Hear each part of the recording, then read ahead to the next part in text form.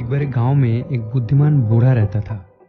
वो था बहुत गरीब, लेकिन राज्य का राजा बूढ़ा से जलता था क्योंकि बूढ़ा के पास था एक खूबसूरत सफेद घोड़ा। राजा उस घोड़े के बदले में बहुत दौलत देना चाहता था, लेकिन बूढ़ा राजा के प्रस्ताव लौटा के कहता था, ये सिर्फ एक घोड़ा नहीं है, ये मेरा दोस्त है। इंसान कभी भी अपने दोस्त को नहीं बेचता है। इसके कुछ दिन बाद बूढ़ा सुबह उठ के देखा उनका घोड़ा लापता हो गया है। ये खबर सुन के उत्सुक गांव वाला उनके घर पे हाजिर हुआ और कहा, तुम्हारा ये खूबसूरत घोड़ा चोरी होना सिर्फ समय का बात था। पहले अच्छा कीमत पे अगर बेच देता तो आज ऐसे तुम्हारा किस्मत नहीं फूटता।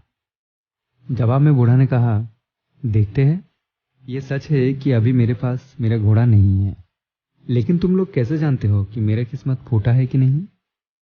ये बात सुन के गाँव वालों बेपरवाही की हंसी से कहा, हम लोगों को बुद्धू मत बनाओ, बुद्धू इंसान। कुछ दिन बाद वो घोड़ा और कुछ जंगली घोड़ों को साथ में लेके वापस आया। तब गांव वालों बूढ़ा के घर पे आके कहा, हमसे गलती हो गया है, हमने तुम्हें बुरा वाला सुनाया। अब तुम्हारा कुछ बहुत अच्छा घोड़ा हुआ जिनको तुम ट्रेनिंग दे के बेच के बहुत पैसा कमा सकते हो। क्या खुशनसीब हो तुम।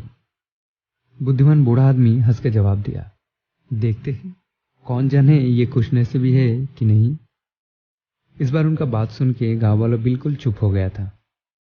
कुछ दिन बाद बूढ़ा आदमी का इकलौता संतान एक जंगली घोड़ा पे चढ़ते वक्त गिर जाता है और उसका पैर टूट जाता है।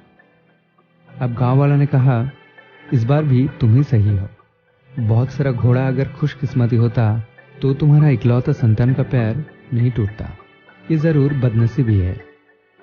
बूढ़ा ने फिर से जवाब दिया, देखते हैं मेरे बेटे का पैर टूटना खुशनसीबी है या बदनसीबी।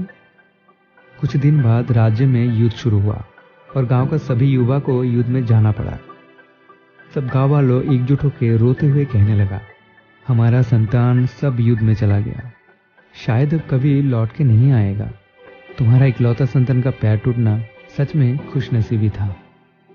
बूढ़ा ने कहा, हमारा जिंदगी में क्या खुशनसीबी है और क्या बदनसीबी है वो सिर्फ ऊपर वाले के सिवा और कोई नहीं जानता है। जिंदगी हमारे सामने थोड़ा थोड़ा करके आता है। कभी कभी जब कोई घटना घटता है तो शुरू में ही निष्कर्ष में चले जाने की कोई जरूरत नहीं है। उसको होने देना चाहिए और इंतजार करना चाहिए। वो खुशनसीबी है या बदनसीबी समय ही बता देगा। मेरा वीडियो अगर आपको पसंद आया है तो आप लाइक कर सकते हैं, मेरे चैनल को सब्सक्राइब कर सकते हैं या फिर मेरे फेसबुक और इंस्टाग्राम पेज को फॉलो कर सकते हैं। Thank you for watching.